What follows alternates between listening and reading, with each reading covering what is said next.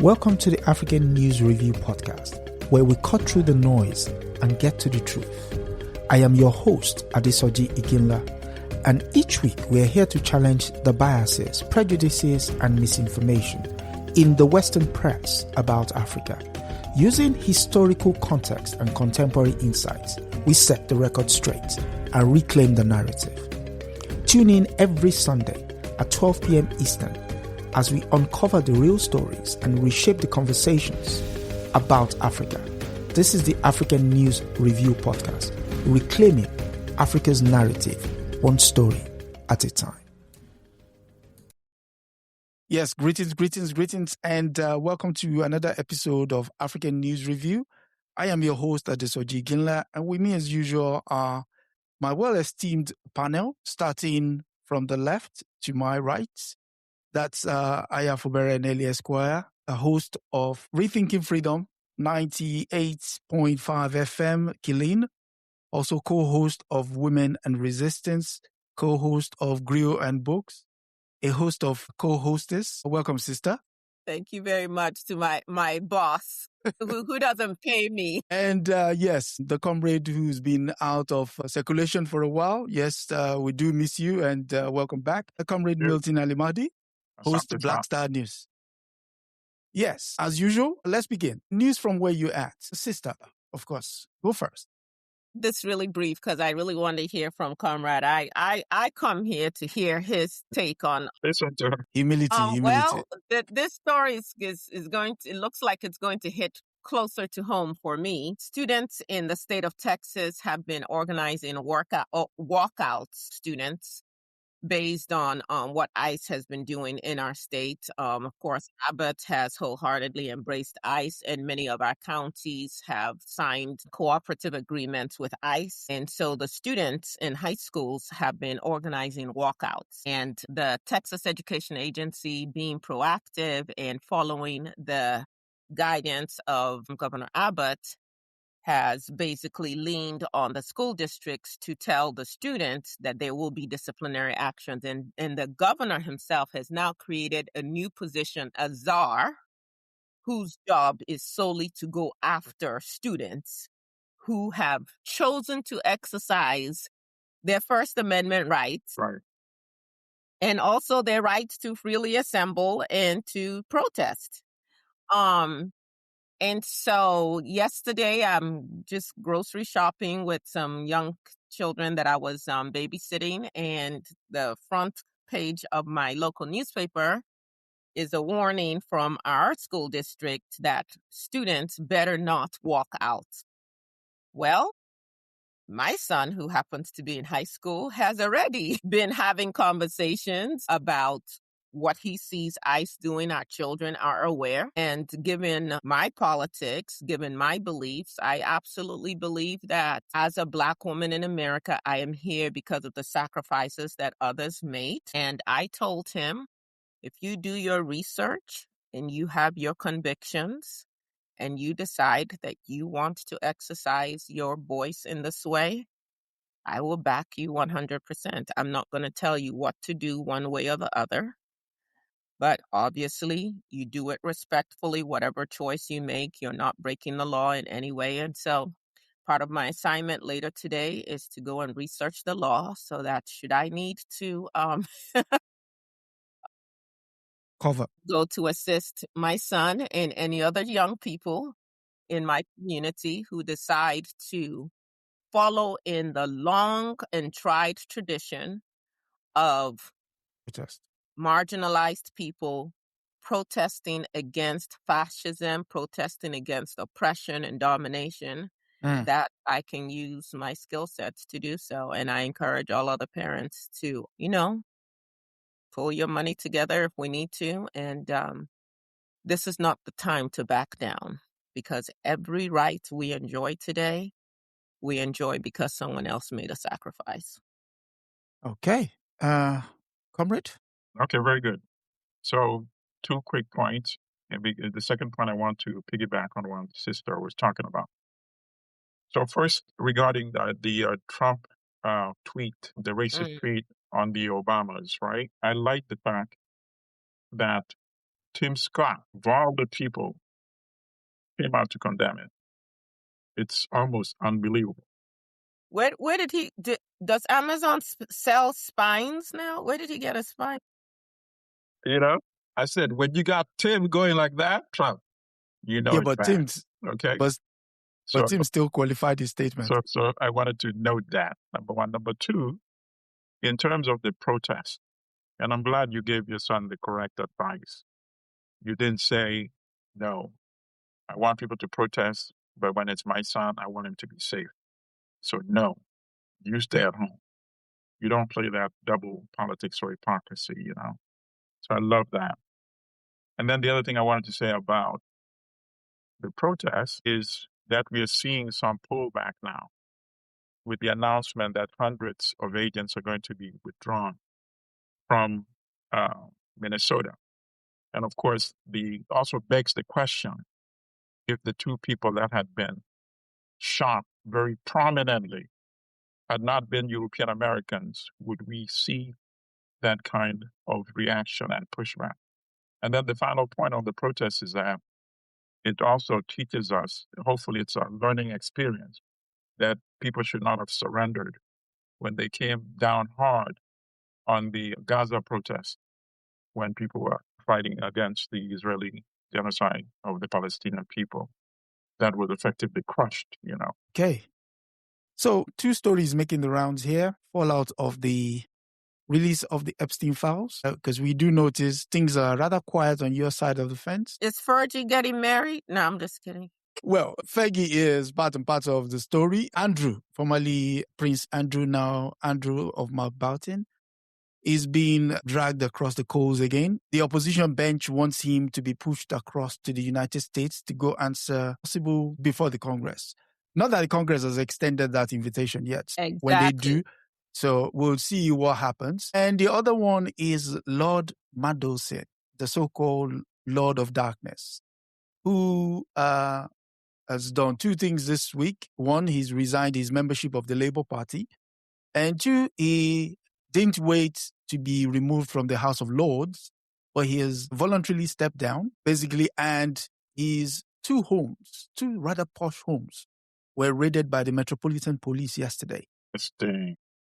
And he's also asked, surreptitiously, of course, that the newspaper reporters not camp outside his homes, nor speak to him or seek questions from him. Not that it would, because his case is, aside from his association with Epstein, it was the fact that he was passing across state secrets to Jeffrey Epstein. So he's a little bit more serious. He's looking, if things go according to plan, as we would like it to go, he's looking at possible life imprisonment. And how can I say it? Public shame, as we do here over the UK. The other news is there's going to be a major case being looked at in the Royal Courts of Justice, and it's to do with facial recognition cameras in the United Kingdom. And one man has brought the case, amicus brief rather, on his behalf, where a black man was wrongly identified as a wanted man. And so that case is going before the Royal Court of Justice tomorrow. We should see what the fallout of that is. That said, that's the UK news front. Speaking of news front, I understand in the United States, it's Black History Month. And some person appears not to be in the spirit of the Black History Month. And for that, we go to The Independent for our first news, which is from the president, the felon-in-chief. And it's that Trump's Black History Month proclamation dismisses Black history. Since returning to office, Trump has sought to downplay the U.S. history of slavery to reframe a more positive narrative of the country. President Donald Trump issued a proclamation recognizing February as the Black History Month by acknowledging prominent Black Americans to U.S. slavery history. But notably missing was the mention of Black Americans' own complicated history. Should have said slavery. The message made no mention of Black American rights to secure freedom from slavery, the country's enduring racial inequalities, or the long history of discrimination in the United States. Similar to the president's proclamation last year, this year the proclamation was posted on the White House website but was not emailed as most presidential proclamations are. It was made on February the 3rd, maybe an afterthought, whereas previous ones were made on January 31st or February 1st. It is unclear why. Going by the posts he made this year, do we take that as our answer, or do you have contrary opinions? Brother Milton. All right. So, I mean, all this is not surprising, right? Given that we know of Donald Trump already. But the good thing is that, how old is he? He's 80. I personally think it's going to be, his biggest challenge is going to be finishing his term. And I say that because I'm talking about his term. He's doing things that only a monarch can do. A monarch was going to be succeeded by his son and his son's son, or his daughter, or, daughter's daughter or daughter's son. Things like this can only be carried on by monarchs who have hereditary power, because all of this is going to be undone as soon as his term is over. You see, that's how I see it. At the same time, of course, it's very insulting and hurting. A lot of people were hurt by his tweets of the Obamas because obviously he's not speaking exclusively only about the Obamas, right? He's speaking about the entire African global community. Demographic. And this is the whole president of the United States. So if he's willing to do something like that, what we're engaged in reading and discussing right now, it's not surprising. In fact, I think one strategy should be maybe a campaign. Instead of having Black History Month, we should have Black History Day every day. Because personally, that's how I conduct myself anyway. And if we launch a campaign like that, then you might say, you know what, let's give them a month. They want every day for the entire year. No, let's go back to Black History Month. I don't know, there's not that much to add, because a lot of what is discussed in this article comes as no surprise to anyone. Even he knows the true history, of course, when it's twisted to give the impression that it was because of the Western values that slavery was ended. As we know, slavery, in fact, one of the most interesting things is in Eric Williams' book, Capitalism and Slavery, when he shows very clearly how England was at the forefront of fighting slavery because it was interfering with profits of the manufacturing companies and industries. And they were saying, wait a minute, you plantation owners, are you crazy? You're holding potential employees as hostages working on your cotton and tobacco when we want them to be exported in the factories. That's why they were at the forefront of fighting slavery. And here in this country, he tries to diminish the important role that African Americans played in the Civil War. You see, it was because of their participation in the Civil War that slavery was actually crushed in the South. So those are my comments on it. Sister? I don't need him to make any declaration. I'll actually prefer that you don't make a proclamation, don't make anything. Just keep us out of your mouth. Well said. We don't need your validation, but let's remember, when we're looking again to sworn enemies to do anything, I'd really rather that they just show us who they are openly, that they are our enemies, because when they make these small concessions, some of us are lulled to sleep. So let's just be very clear. And I can't, even if we spent a whole hour, I can't go through even 10% of the things that Trump has done to show that he has zero regard for our humanity as people of African descent. But let me just touch on a few things. Do we remember Executive Order 13950 from 2020, combating race and sex stereotyping, where he banned the federal agencies and contractors from conducting any trainings that reference systemic racism? You could not mention white privilege, and you could not mention structural inequality. Yeah. Do we remember that they even have targeted medical schools, medical colleges to say, do not bring up in any way in any of your curricula that there is anything such as racism or structural inequality. If you do, we will cut your all federal funding. Do we remember that they canceled all anti-racism and DEI trainings nationwide? Because to bring up the sins of this country that are well documented, that will be divisive or un-American. That continue today, right? Do we remember the response to the 1619 project under Trump, where they created the 1776 Commission to promote a patriotic version of U.S. history? Like, this is recent history. This is not ancient history at all. But we like to forget, right? Do we remember the rollbacks of civil rights enforcement? Right now, I have 2 clients who have very legitimate cases of discrimination on the job due to race, but we have not even been able to get an audience with the EEO office, the Equal Employment Office, because they are so staffed. And even when I had to tell my clients, even when we finally get, I think for the first one, we have an appointment scheduled for April. Even when we get that meeting, that chances are that it might not go anywhere.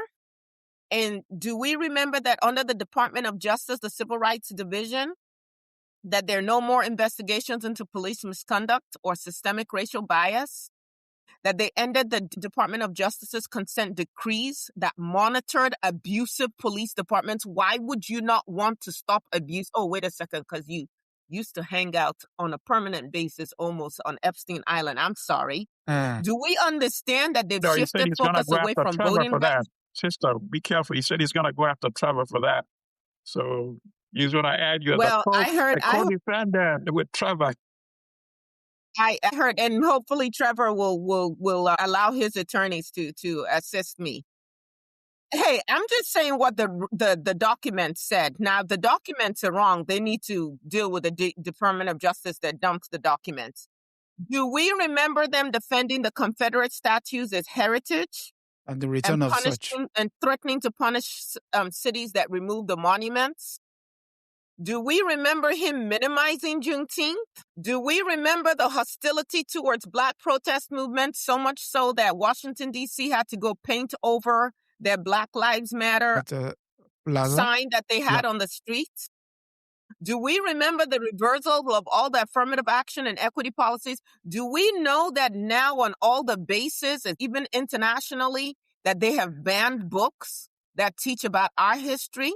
Do we recall that just last week, 2 weeks ago, they were in Philadelphia stripping any evidence that George Washington and his wife owned human beings, that they were human traffickers, and George Washington was a rapist?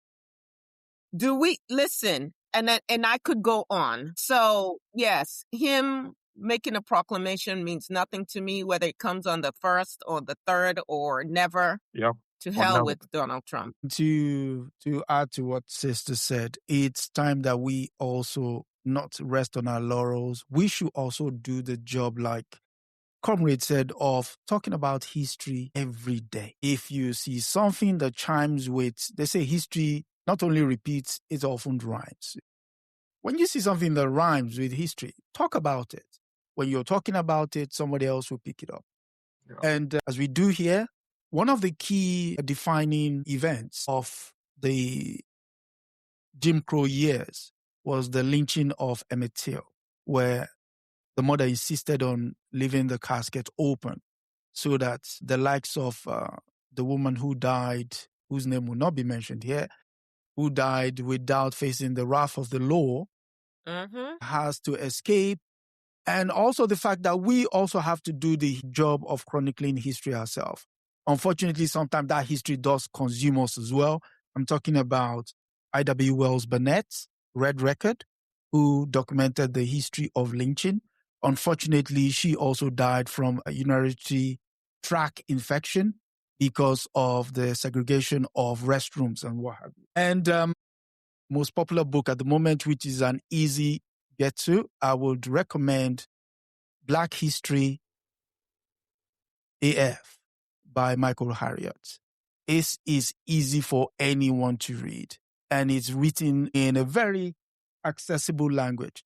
And the sister said something about schools. Schools are very, very important in terms of how history is impacted to our students, and not just within the United States, but most especially within the United States. We're talking about now. We're talking about ebony and ivory, the history of slavery, and how most of our so-called Ivy League schools benefited and still are benefited from legacy of slavery. So that's it. Any final thoughts? That's it for me on that one. Okay, so happy Black History Month to everyone. The blackest. Yes, the Blackest History Month. Yes. Okay. The story that has been making the rounds in the United States is the talk of the Epstein files. We have some impact as far as Africa is concerned, and that is that Jacob Zuma, the former president of South Africa, is mentioned in. And I must also qualify the fact that, as they would say, just because you're mentioning there doesn't mean you've gotten up to impropriety. But let's look at this. So the BBC says South Africa ex-president Zuma mentioned in the Epstein files over London dinner plan. And it says the former South African president Jacob Zuma has been mentioned in the latest tranche of Epstein files after his name appeared on several emails from the late sex offender and others. It concerned a dinner Jeffrey Epstein seemingly arranged for Zuma in London in 2010, which the email suggests was also attended by a very beautiful Russian model. Being named among the Epstein files is not an indication of wrongdoing. The Jacob Zuma Foundation has described the story about the emails as agenda-driven journalism built on innuendos and guilt by association, adding there was no unlawful or improper conduct by the former president. Your thoughts, sister? Well, a story like this, the interesting thing is it's an incomplete story, and I'll tell you why. A story like this is interesting if you're able to show that because of his participation in something like that, something else, state secrets were compromised somehow, right? That led to ABCD with adverse consequences, right? But for Jacob Zuma to be at a location where you would have the prospects or possibility of finding a young or even underage sexual partner, that in itself is not sufficient because we know Jacob Zuma's conduct already. This is the same person who slept with the young daughter of his friend and said it's because she gave the appearance that she wanted it. And he felt that had he not had sex with her, she would have been offended. Think about that. You know, that was his argument. A lady who was there for counseling and comfort, she's suffering. Can you expand on that? Can you expand on that story? Because some people have no idea what you're referring to. Right. She had, and she was suffering from HIV/AIDS, and Zuma is supposedly providing her comfort and counseling, not physical comfort and counseling, right? Verbal, like another person, a friend of her father. Instead, he ends up having sex with her. And then he's asked, were you not concerned? And he said, well, in terms of that, was it because she had HIV/AIDS? No. He said, I took a shower after we had sex. So I was not concerned that I would get that. I mean, first of all, that should not even be the issue, right? Zuma was not infected, He almost deserved to have been infected. And I hate to put it that way. It was his gross violation of this young woman that should have been the emphasis and the bigger part of the story. So for Zuma to participate in something like this, I would be surprised and shocked if he did not go to that event. I'm not saying anything came out of it, but I would even be shocked that his name was not in the Epstein files, since it appears that deliberately many heads of state were actually targeted because it's quite obvious that they wanted to gain leverage, right? And that was part of the what's been missing in many stories. In many stories, we say the stories are presented, oh, so-and-so's name appeared there, so-and-so's name appeared there. The story should be so-and-so's name appeared there, and as a result of that, these are the possible things that may have happened.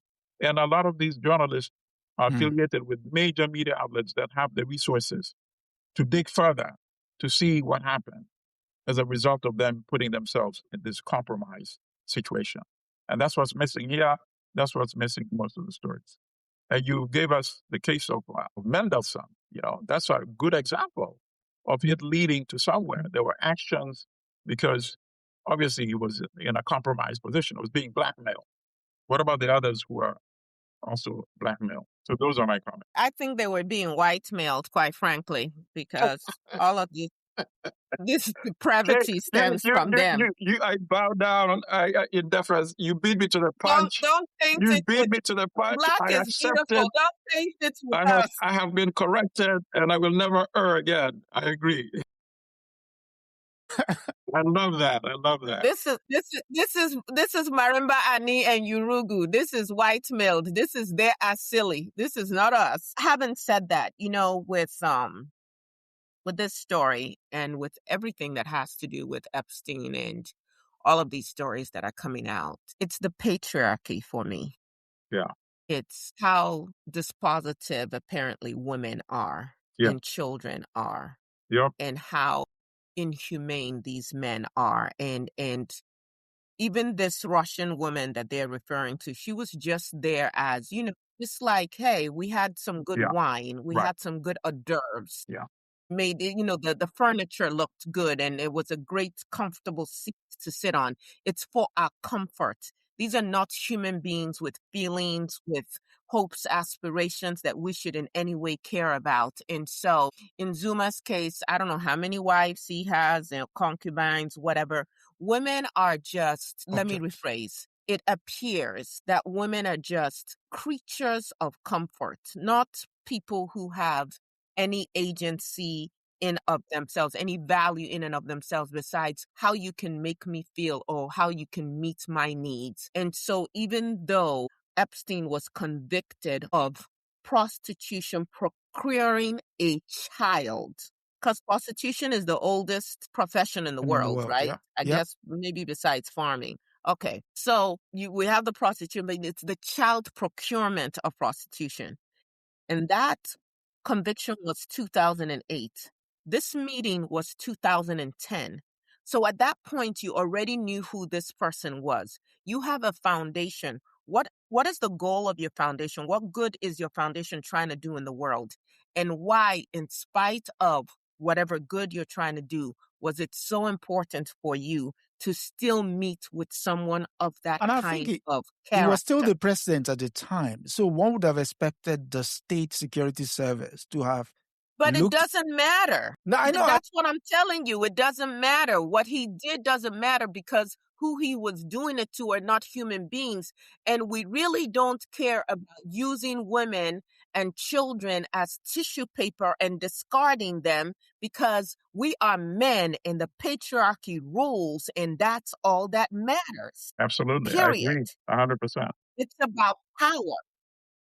Yep. And And so whether it's Bill Gates, whether it's any of these men that they're calling in, whether, it's, I see when Chomsky's wife came out and said, oh, my husband was, he was a kind man and kind of like he was naive and we regret and so on and so. But the people they were hurting were irrelevant. They were no human beings involved. where the patriarchy is involved and where white men in particular are involved, and black men and other men across the world increasingly are embracing this patriarchy, have embraced this patriarchy, women are disposable. Right. Listen, Children certainly are disposable. Clinton said he did it because he could. Remember? With Lewinsky. Yeah. Why did he do it? Yeah. Well, because I could. He had that. Yeah, he could, and he did it. Right? This is a high stakes pimping. But the guy on the street corner with the outlandish outfit and car, that's the one who's demonized as the evil pimp. Epstein is not, and how do you pronounce her name? Maxwell. Ghislaine Maxwell. They're not seen as as pimps, and their clients are not seen as procurers.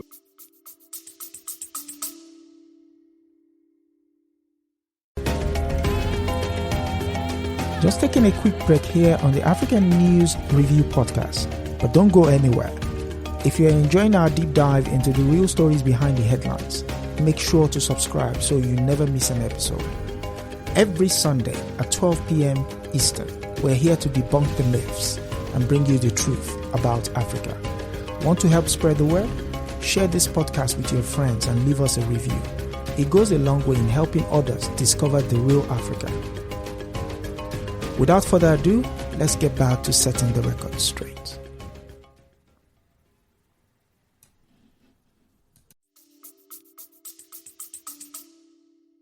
In fact, I know this takes us a little bit away from the story, but it also ties in. There's a new law. I don't know if they've passed it, but it was proposed in a state in Nigeria, proposed by the female deputy governor. And this law basically says if a woman is caught having sexual relations with a married man, she goes to jail for 10 years. And the man? The man pays 2 million naira. Restitution. 2 million naira is the equivalent of, I'll have to do the conversion really quickly. That should be about 1,300 pounds. Yeah, about $1,300, $1,350. So why should he go to jail? So she loses her life. Why should he go to prison? Why shouldn't he go to prison as well? Well, because obviously he's innocent. She lured him. Right. She's the devil in the pot.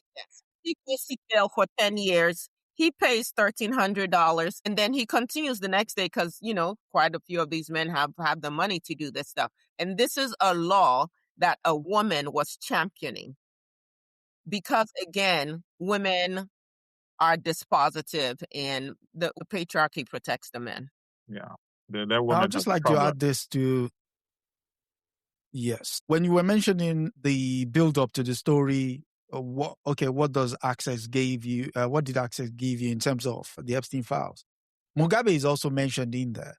But Mugabe is mentioned in so far as they were ready to come in and pick off the bones of the Zimbabwean economy.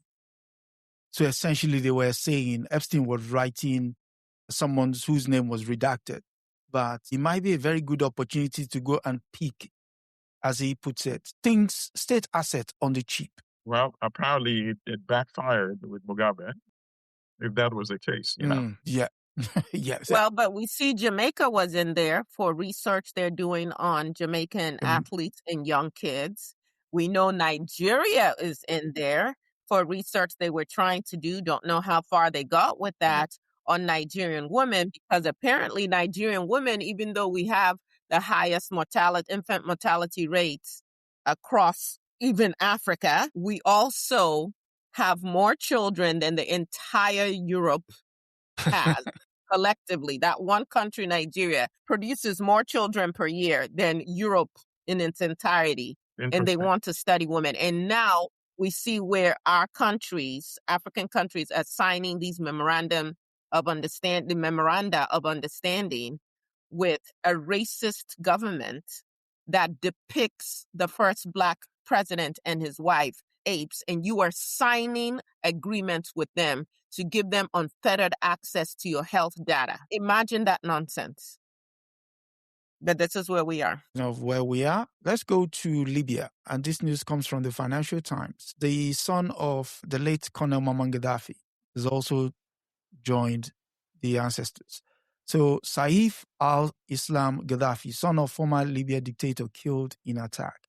Son and heir apparent of former strongman Muammar Gaddafi, targeted by unknown assailants at his home in Zintan. There's a key part to this article which suggests the people who know him, who went after him, were sort of instructed. So Saif al-Islam Gaddafi, once seen as heir apparent to his father, former Libyan dictator Muammar Gaddafi, had been killed in the west of the country in unclear circumstances, according to his lawyer. He was 53 years old. Gaddafi had kept a low profile since 2021 when he tried to run for Libyan presidency in UN-organized election, which was derailed by disputes over who is eligible to run. So this is the part where his 2021 attempt to run for president was the first time he had been seen in public since 2017, when he was released from captivity after being held by a militia in the same Zintan for 6 years. So here's the question. If he was released by militants in the same area where he's now being killed, one would suggest that the people who killed him were not from that area. And news reports are suggesting they actually could be Western agents. Right. Wink, wink. No, I would not be surprised. Your thoughts? I would not be surprised because part of the reason he had become an obstacle to the Western guided transition that they want in Libya. They want to have transitional government, yeah. They want to have quote unquote democratic elections. And if you have democratic elections, anybody, including him, should have the ability to run. And obviously they knew he would win. You saw the turnout at his funeral. And the West would not tolerate the possibility of the son of Muammar Gaddafi winning an election that he's not going to be supervising it. He's not the one, unlike the one in Uganda, right? He's not the one who's going to be announcing who won. But you know what? It was clear to Western intelligence that he would actually win. Because now the Libyan people have seen the version of Libya created when NATO came to stop Gaddafi from, as they said, killing his own people and to introduce democracy in Libya. Libya has been reduced to the 16th century or what have you. So in terms of who might have killed him, I would not rule out the participation of the people who were supposed to organize the elections. And there's a UN component to that as well. So they may know who were involved in killing him. It could also be General Shifter, the guy who controls the eastern part of the country. And he gets a lot of support. Benghazi, he gets a lot of support through Egypt because Egypt is, right next to him, further east. So those would be my two prime candidates. But it had something to do with the fact, because nothing was robbed, and a guy like that, what are you going to rob anyway? Would you go to rob a bank instead of, coming there, right? So it was created for political reasons, you see? If it was to somebody who was angry at what his dad had done to his relatives or something, that would have been done a long time ago. They would have attempted that years ago. But now it seems to be much more tied in by the fact that the political transition has not been able to move forward so long as he's insisting that he wants to be a candidate as well. One other final point. It's ironic that the West had the same problems with his father when Zuma went with the Africa plan and met with Gaddafi. And Gaddafi agreed. He said, okay, we'll have a ceasefire and we'll hold elections. And I'll play no role in organizing it and announcing the results. But I want to be a candidate as well. But no way. Imagine, because that would have really negated the claim of their own reason why they had gone into Libya in the first place. And in this case, the same thing. Had Saif been allowed to run and win, then people said, wait, Why all the bombing? NATO, you were bombing the place for like 8-9 months. We don't even know how many people you killed. The infrastructure you destroyed. Why did you do all of that? If you're going back to, by going back to Saif, you are actually going back to Gaddafi. Gaddafi. Thank you. Sister. So like many leaders, Said is complicated. There's not one narrative to him. Sorry, sister, let me But I interrupt. do want to recognize. Sister, sorry. I should have said this too. And then, I don't want to leave it hanging like that. Personally, I think Gaddafi made a big mistake too in not having an effective transition plan. And that gave them the excuse to come in. I don't care how effective you have been, productive to your people. One person cannot be ruling a country forever. So I can't make a case defending you while I'm condemning Museveni for the same thing, It should have had a transition. Even Chairman Mao in China had a transition at some point. So people like, Zhu Enlai and the younger generation, they were running the country effectively while he was still alive.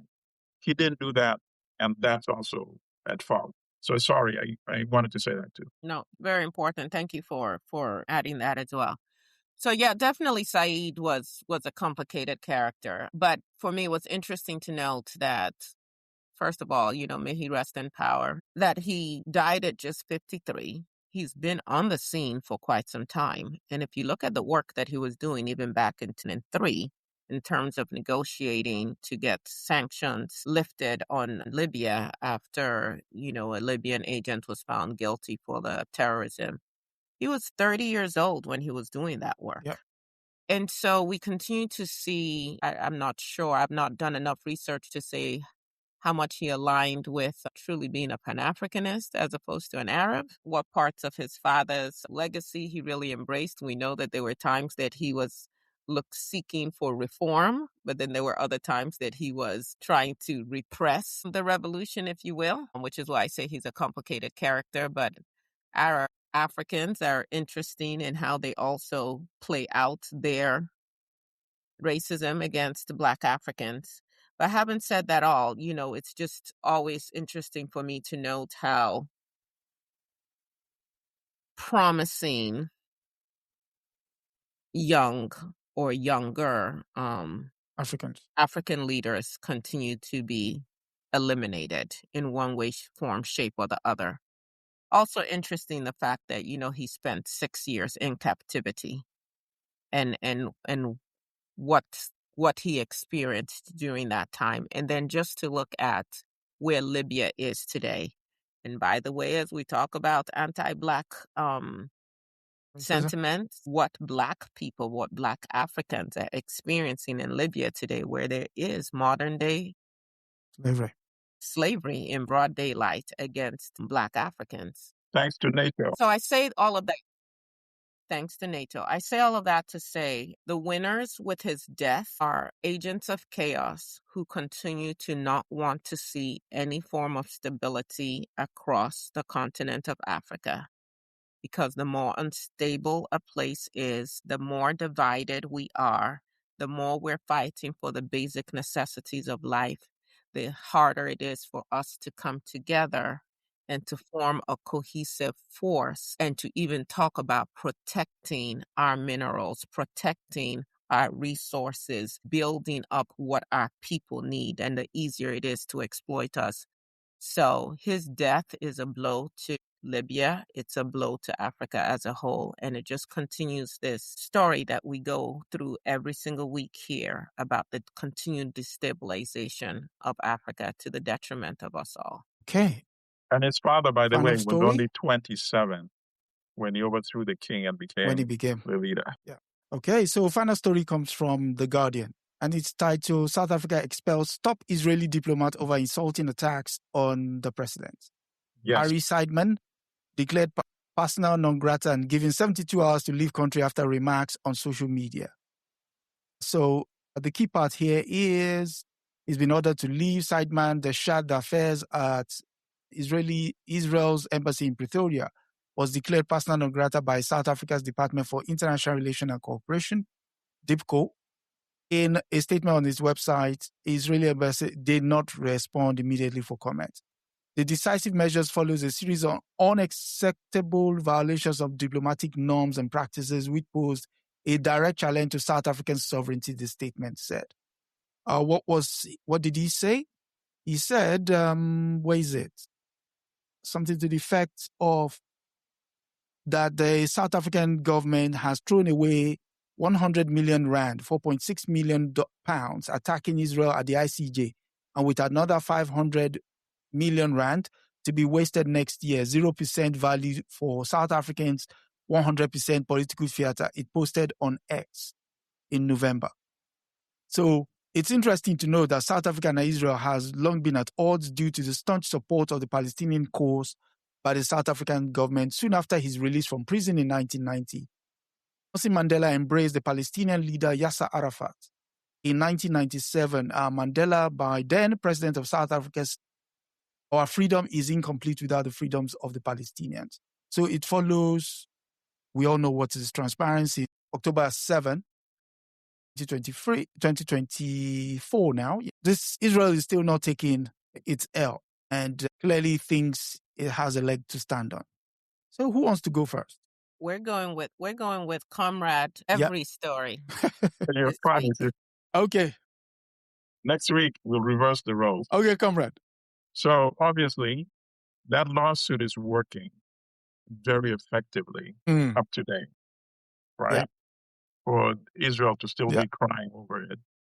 You know, if it's political theater, why are you withholding 4.6 million pounds? And by the way, 4.6 million pounds, that's about the amount of money that Cyril Ramaphosa was hiding in his sofa. So it's not so much money anyway in the first place. Remember, I think it was $4 million, right? So take it. Yeah, $4 million. Cyril is saying, oh, that's sofa stuffing for South Africa. But no, seriously, the most serious part was when Israeli officials from Israel came negotiating, quote unquote, foreign aid with the Xhosa king, of the Tembu people. How do you do that? Think about South African foreign ministry sending their officials from Pretoria to go to Israel and negotiate with some, regional leader there in Israel. Would they not be even locked up, possibly, and then expelled? So, of course, this is the right measure to take. It's utter complete nonsense. But I'm glad that they're echoing some of the positions of Naledi Pandor, the former foreign minister, the High Lady of South Africa, who was the forefront of denouncing the Israeli genocide of the Palestinians. And obviously, they know that it's still going to happen. It's not yet at all because it was the ICJ action that emboldened the ICC, I believe.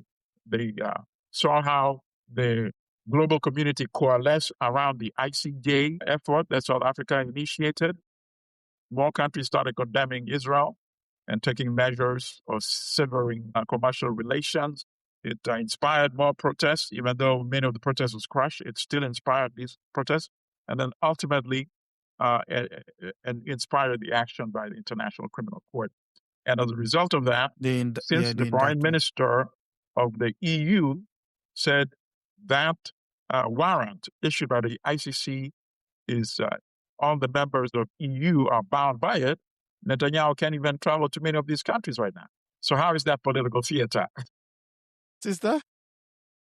Well, the part of this story that I wanted to focus on, and Comrade, thank you for the area that you focused on with this story, is actually what has to do with the man called King, who actually was deposed as king, although we can argue, does the government have the right to determine who is king and who isn't? Is that their purview? And that was towards the end of the article. In Comrade, you referenced it. So basically, Israel is courting again this whole divide and conquer.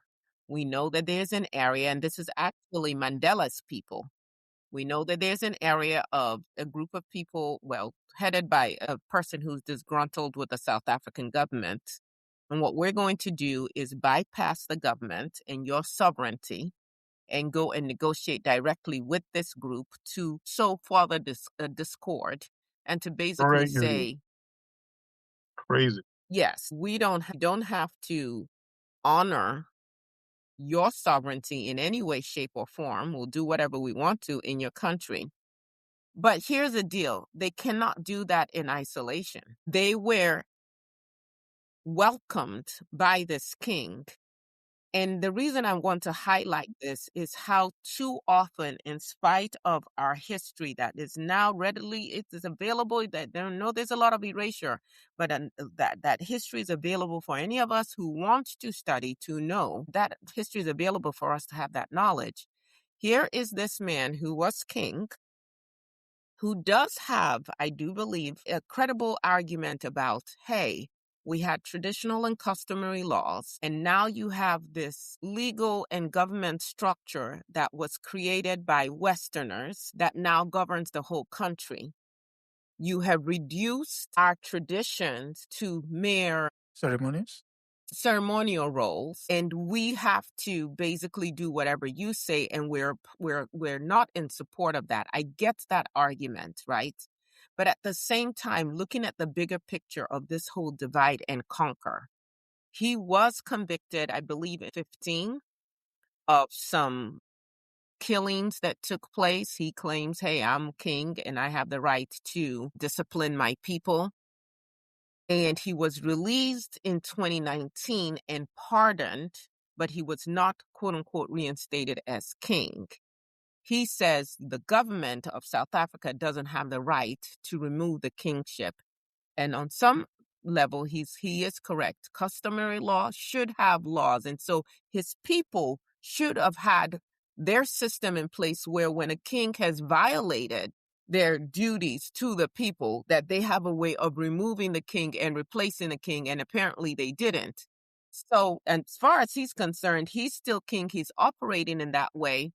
And supposedly because he's upset with the South African government, he now wants to get in bed with a country and with people he knows or should know don't care nothing about you and your people and are simply using you as pawns. He went so far as to celebrate the apartheid period and the leaders and to say he would rather be ruled by the white man than the black man. He said that. I went and read up on his own words. They made a mistake pardoning him. I'm sorry. And they probably pardoned him because, we try to sometimes make peace, same way black people pardoned Tiger Woods, and we keep pardoning these black people who tell us that they don't care nothing about us, and we welcome them back into the fold thinking they figured it out. But here he is basically giving the Israelis a pathway again to divide into without recognizing historically this is what has killed Africa every time. I can see this. One group or one king or one, opens the door. Let them build a fort. Let them set up a trading site. Then the next thing they're trafficking you. We all suffer. So I am glad the South African government has kicked out Israel. Them making that filing the petition with the ICJ was right on time. It was something that all of these other governments did not have the guts to do. I'm glad that they did it. And yes, I am glad that they are taking the steps that they are taking. And hopefully maybe the people, the other chiefs, because if he's king, there is a system in place. The other chiefs need to be able to stand up and say, we are not going along with you, not even for the aid that they claim Israel is about to give them. Stop being beggars. Let's be better than this. Yes. No, well put. Yes. Very well put. What else can I say? Yes, it's been one very fruitful conversation. Thank you once again for coming through. But you didn't address the most important conversation for today. Which is? Super Bowl. Oh God. Okay.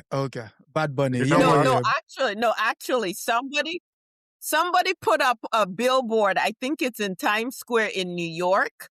It's called the Pedo Bowl, and they've got the lyrics of some Kid heavy Rock. players Yes. that are listed. Yeah. So Very well said. but I will not be watching the Super Bowl. No, but I remember the last time I watched the Super Bowl. But I will put my TV on for Bad Bunny, who I'd never heard of before all of this controversy. But I'm going to put it on just for the ratings, since these idiots are doing their counter programming. So everyone, even if whether you're watching the game or not, halftime, if you have a way of figuring out when halftime is, I don't know when halftime is. Hopefully one of my friends will text me. I'm going to turn on my TV just to get the ratings for the halftime show, just to make a point.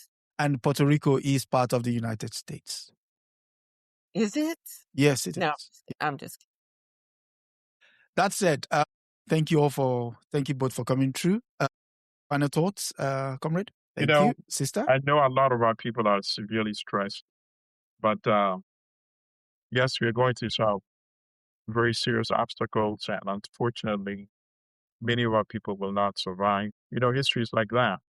The exploitators resist. They resisted in the 1960s, but there were some changes. Some of the changes were hijacked, and now they're resisting again.